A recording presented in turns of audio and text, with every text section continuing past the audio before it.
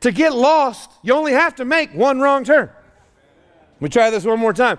To get on the wrong path, to go in the wrong direction, it all starts with one simple mistake.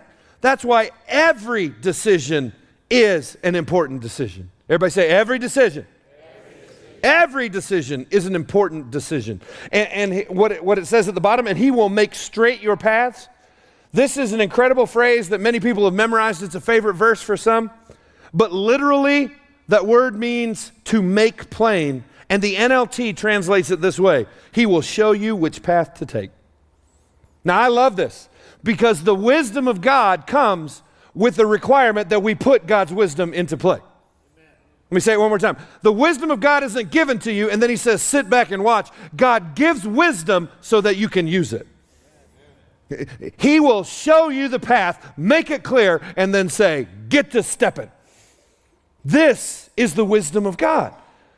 Bruce Waltke wrote one of the commentaries on the book of Proverbs that's considered a classic. It's really good. And he tells a story in there of just that concept of what it means for God to show you the way and make your path straight. He talks about how he taught Bible stories to his daughter when she was little, that they would read the story, then they would talk about the story, and then they would act out the story over several days.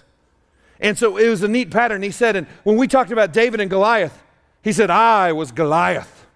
And she was David, and she would slay me with a dish towel and a ping pong ball. You know, David killed him with a slingshot and threw the rock at him.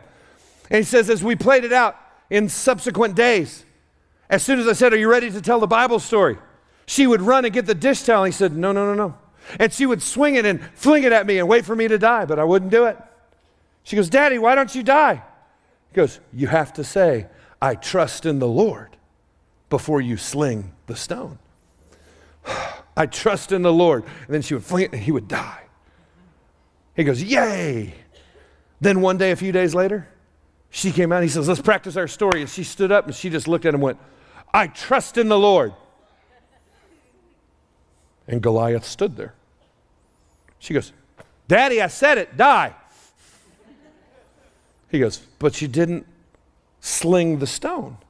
But I said the words, sling the stone.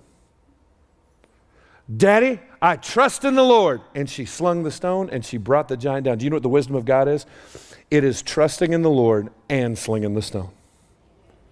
It is hearing from him and then taking a step based on what he said. It is believing and relying and trusting and not leaning on your own, but then you gotta sling the stone. Can I get an amen in the house?